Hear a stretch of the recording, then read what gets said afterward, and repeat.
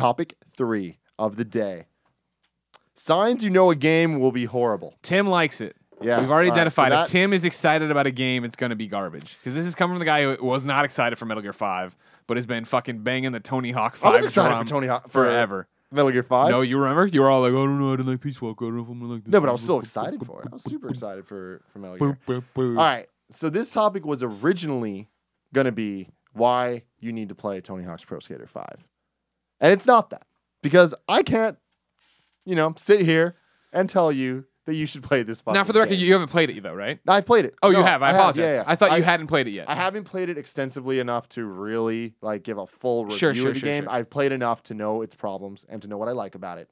So I'm going to treat this topic what would have been that. Just there's not that much positive things to say. Sure. It's bad. Period. It's bad. It doesn't make sense how a game that is this high profile from Activision, there's money being put behind this. Tony Hawk's name is on this. This is not a spin-off of Tony Hawk. This is, we're going back, we're doing it right, except we're not. Yeah. And for me, my holdout for it was, I was like, all right, the graphics look really bad. Shit, whatever. Oh, all the video. Why does it look like no trailer for this was even edited? People just released footage and didn't even think about what was being shown. How come I haven't seen anybody that actually knows how to playing in any footage at all? All these signs that just looked really bad. But I'm like, whatever. It's still Tony Hawk. If the gameplay's there, I'm fine. I played with it for 15 minutes, and that was enough to be like, all right, this is not right. Didn't come together. It's for anybody that played I played every Tony Hawk game, at least in the core. So I played all the Pro Skaters, all the Thugs, American Wasteland, Project 8. The only one I didn't play was the Ride. No, so those don't count. Full of technology. What was after Project 8?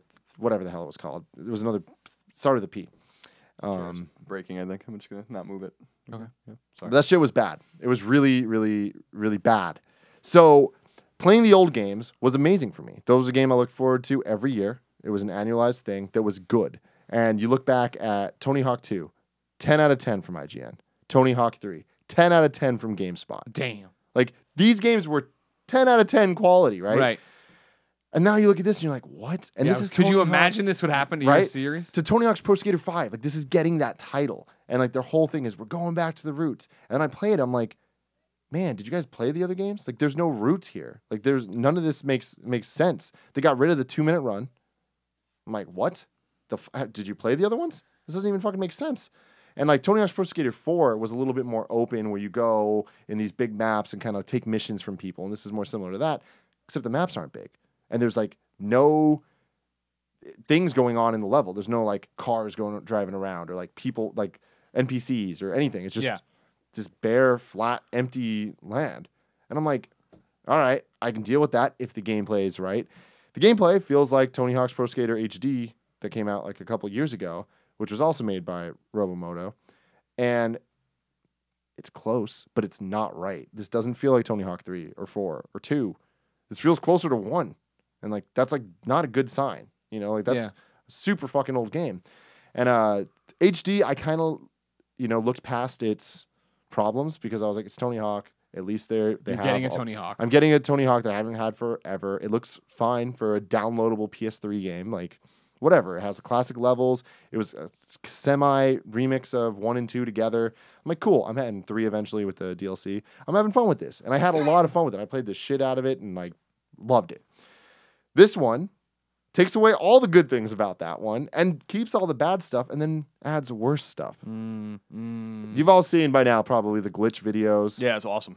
It's awesome stuff. And all that stuff. Falling through the world. And all the weird physics and shit. Now, to be fair, Tony Hawk games have always had really weird bail physics and weird shit happens and you go through a wall and whatever. That shit always happened. But there's always an amazing solid game behind that. Right. So you overlook those flaws. Yeah. I need to spend some more time with this game to really see if there is that solid game there. But mechanically, there's just some problems with this shit. They added a new function where if you hit triangle, you instantly slam down. Your gravity just goes up, so you can get onto rails faster or whatever. And when I first saw that, I was like, all right, cool. That's a gameplay mechanic that I can see helping for combos and actually being good. But they set it to the triangle button, which is also your grind button.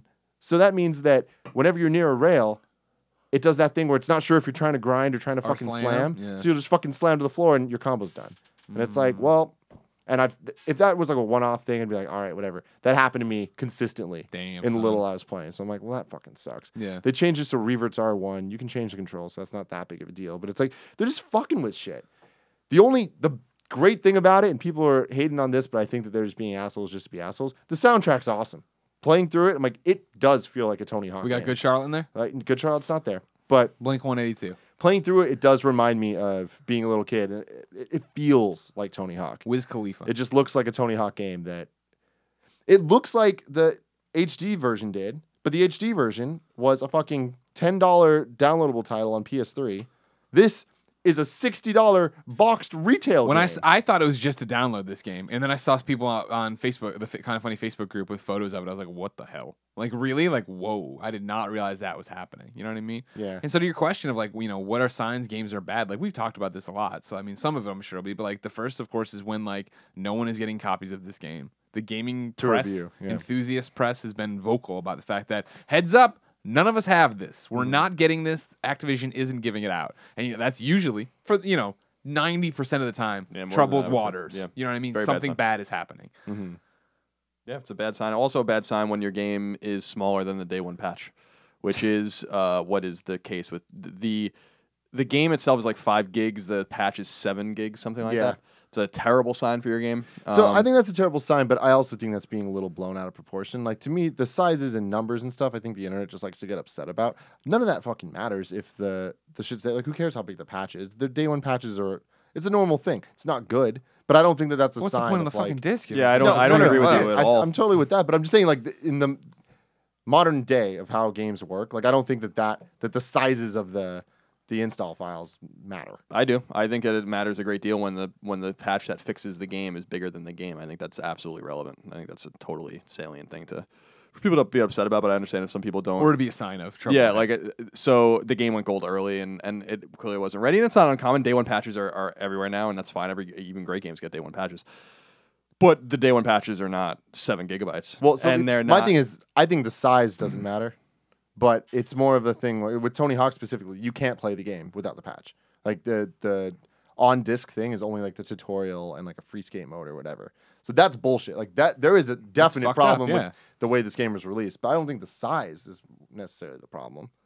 Yeah, I don't agree. I think it's just, I think that's weird when you're releasing a batch of data that is bigger than the game. Bigger than the game to fix the game or to add what is supposed to be in the game because they had to reach a certain certification or QA deadline. Yeah, go way before. I think that's weird and that's uncommon. There are good games that have bigger patches, like Killzone Mercenary had a huge patch. That's a good game, so it's not always that case. But that was when I read that, I was like, that's really strange. The other thing that's weird about it is just generally, I think that this might have been. I'm interested to see the scores. Everyone seems to hate this fucking game, so this seemed to be a game where I'm like, I don't understand why you're even releasing this. You know, like, and I'm right there with you, man. It's not. They're not. Activision's not a small publisher, the biggest publisher in the world. They can afford to make good games. They typically do make good games, which is one of the things that I think is weird. I don't like Prototype, for instance, but those games worked and they were fine, and people did like them. It's weird. They don't often release a game that I think is going to settle in the bad territory, based on what I've heard about the game from a lot of different sources. It just seemed to be a game that was just they should have just been like, ah.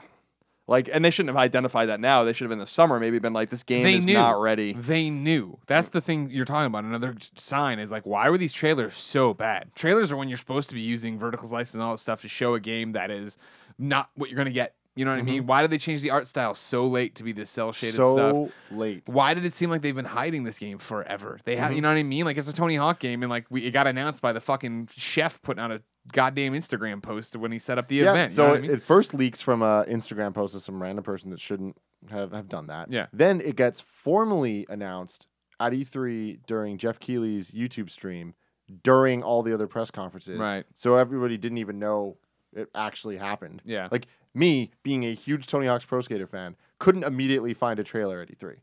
Like, I remember I had to look for it and search through the whole fucking live stream to be able to see it. I'm like, that's a problem. Then the trailer that they showed was like 2 minutes long, and 1 minute and 30 seconds of it was developers talking about, it's Tony Hawk, man. It's coming back, man. It's going to be great. We're going back to the classics. We're doing all the things you love. And then it's like, you see maybe 3 seconds of gameplay, and the rest of the gameplay is on a computer screen in the back. Right. And even that didn't look good. And that's one of the big things too, is like show don't tell. Yeah. When it's just like, you know what I mean? Like there's a time for that. A great time, right, was not what it would have been E3 2014 EA's press conference of, hey, we're working on Mass Effect. We have a new Mass Effect coming. We ain't ready to show you anything about it. Hey, we're working on Battlefront. Here's some, concept art that we're doing with speeders and stuff. We're not ready to show. You know what I mean? And those games were, it turns out, a year and a half away for Battlefront and two for Mass Effect probably, if not more. And whereas like when you're hearing like this game comes out this year and we're not showing you anything, that's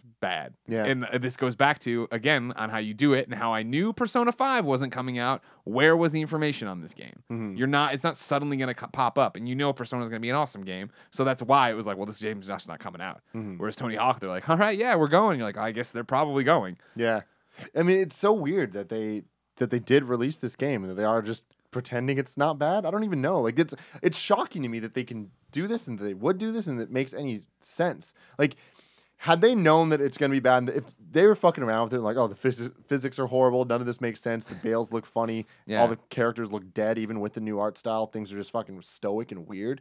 Like weird to a point that it's like the PS1 Tony Hawk 1 didn't even look this weird.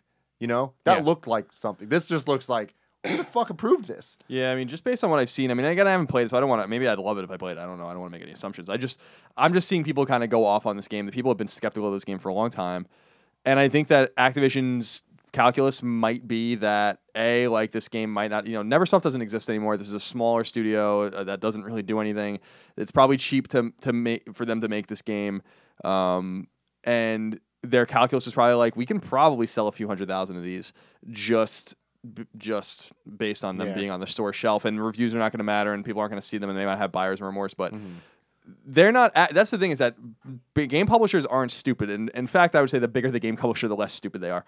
So Activision knew full well that this game wasn't good. They and to reiterate, because we said this before, publishers get mock reviews. Publishers pay lots of money to like ex-critics and people in the industry to review their games early. And then be like, what do you think this game's going to be? Write us a review based on what you think this is going to be. And that every game gets those, multiple ones.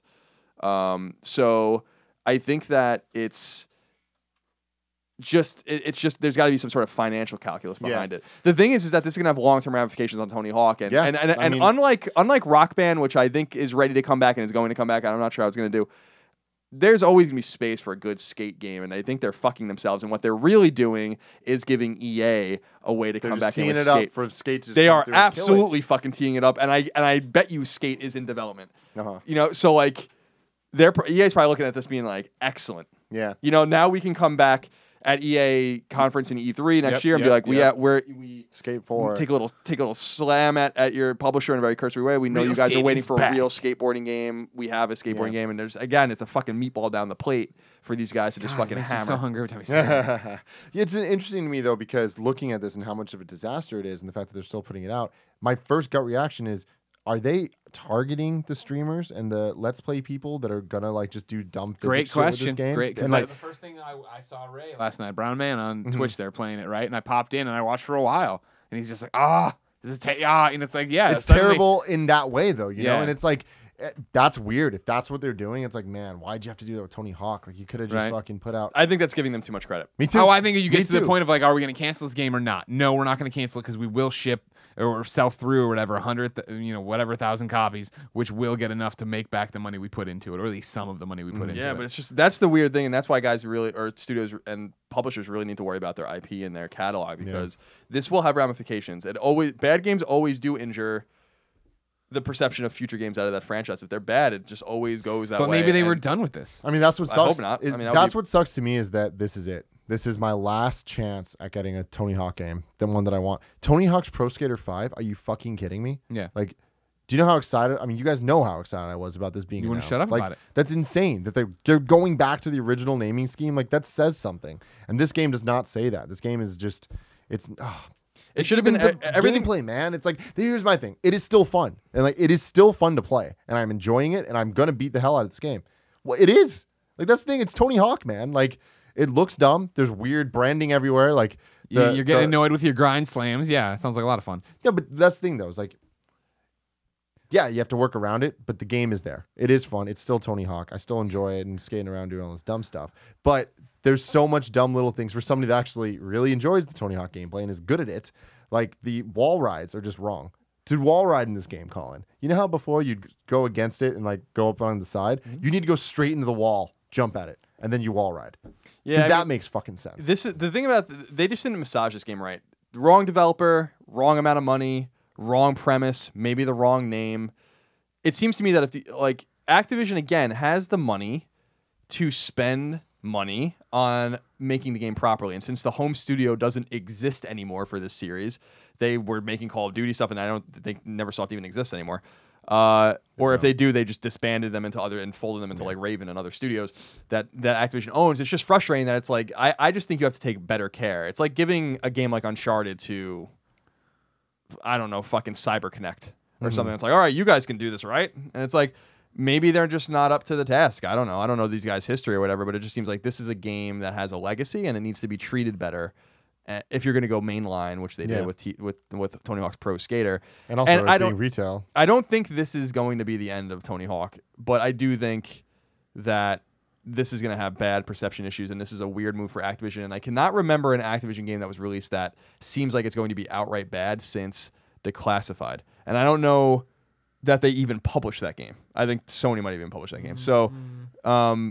It just seems weird. It's like a weird thing. Like you don't see Ubisoft or Activision or EA releasing games that are like terrible, bad. Yeah, like so. You know, they're not dumb. They know what they're doing. They knew what this was. They clearly have a plan. I don't know if it's going to pan out for them or not. And I'm kind of curious to play. And again, I want to reiterate, this is all conjecture. I have not played the game. I am just going through like NeoGAF threads and looking at trailers, and just for months, everyone's been being like this. This game looks all fucked up, you know? And Activision's certainly holding on the review copies and not sending them out to anyone until the game's launched. It's like, that's what we were talking about on Colin and Greg Live today. That happens once in a blue moon to a good or great game when they're really trying to hide something. Hide like a story spoiler or they game just mode. Straight don't trust you. There are certain publishers that do that.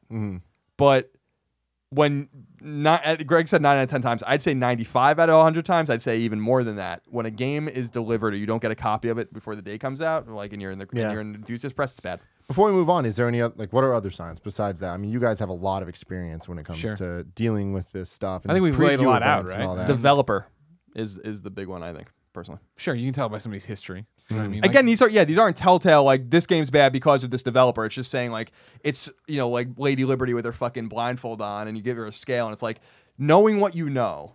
These guys developed the game, put it on the scale, and it like tips it a little bit or whatever. And it's like this is the release window, and maybe it tips it a little bit more. And this is when we got the game, and this tips it a little bit more one way or the other. Where is the trailer? Why haven't you seen this? Why you know what I mean? Like so many of these games are so anxious to get in front of you. You know what I mean? That's how it is. That's what PR's job is. You know what I mean? Like there weren't many reviews for Lego Dimensions early, right? But there was a stream on our channel the week before. It had shown up on live shows and been played extensively. You knew it was happening. There had been events for it at Comic-Con and other things. I'm just using that as an example right now. But that's how a PR rollout goes for something, right? You see these things pop up, and Tony Hawk was a ghost, right? Like when on our GameSpot show, like it was Tony Hawk who came by, which was awesome. Let's talk to Tony Hawk for a while, but it was like he didn't have like demos to show. He wasn't playing. I mean, even then, it's like playing Tony Hawk.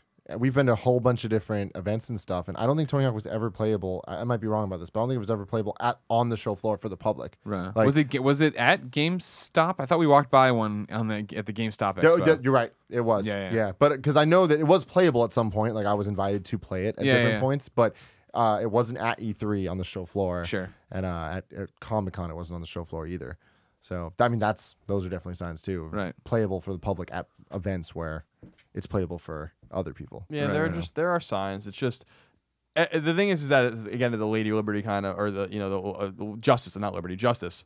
Said Liberty before. It's not true. It's Justice. She just knows how to hold the torch. It's just the scale can be out of whack. Like Wolfenstein, for instance, the New Order being made by Machine Games. Like who the fuck are they? So like you drop that into the category of like I don't know, but it actually ends up being a fucking awesome. And remember that that was a game that they didn't hide. Hey, I remember showing up to my PAX. I'm like, all right, the demo's gonna take 3 hours. You're like, what? Yeah. No, but then you sat down, you played it. Like, oh, the game's great. No wonder they want me to play it for so long. You know what I mean? Like, they're not afraid to talk about it. And I will say to reiterate, although it doesn't answer the question about good or bad, is that this is why I hated previews, and this is why I hated previewing games a lot, and this is why I think previews are largely useless because even when a game is bad, like The Order 1886, for instance, they figure out ways, especially closer to launch, to jostle you a little bit. They like Sony actually had done this to us, and they're not doing anything to us. They're putting out their game, and we kind of giving interpret you the best part. Exactly. Beyond Two Souls was a good example. Like, we were really dubious of this game. I went and played it right before it came out, and they showed us a really cool sequence, the wood sequence when they're running away from the cops. I'm like, this is really cool. Game ended up not being very good. The Order 1886 was super dubious about it. They show us the Zeppelin sequence, which is maybe the best part of the game.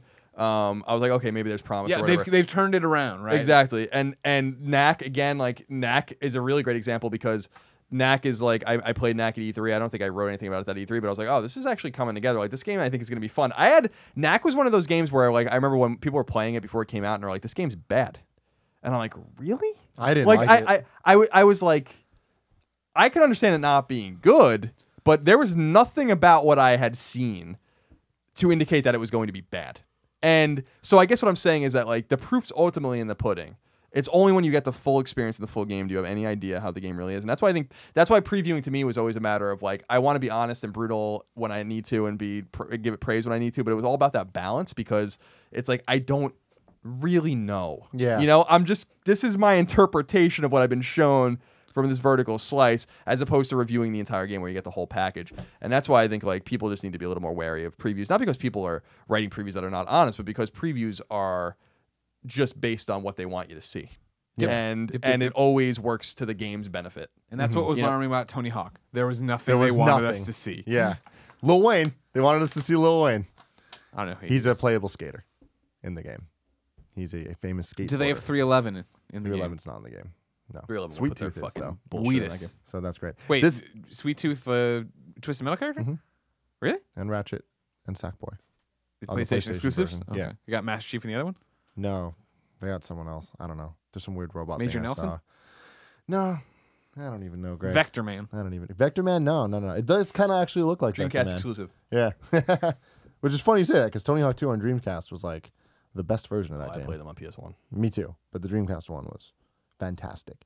This topic lit. brought to you by Loot Crate. Would you classify yourself as a geek, gamer, or pop culture nerd? Then Loot Crate's the subscription box for you. Loot Crate's a subscription box service with $40 worth of geek, gamer, and pop culture gear, collectibles, apparel, comics, etc. delivered to your mailbox every month. Make sure to head to lootcrate.com/KFgames and enter code KFgames to save $3 on any new subscription. Every month there's a different theme, which are all inspired by classic movie and video game releases, as well as pulling from pop culture franchises. This month's theme is time, and quite appropriately, we're celebrating the 30th anniversary of Back to the Future. And the timeless appeal of Bill and Ted's Excellent Adventure and the timey-wimey charm of Doctor Who. Basically, Loot Crate's like a friend who knows what you love and surprises you with an awesome present every month. You have until the 19th at 9 p.m. Pacific to subscribe and receive that month's crate. And then it's over. You can't get it anymore. Jack. Go to lootcrate.com/KFgames and enter code KFgames to save $3 on your new subscription today.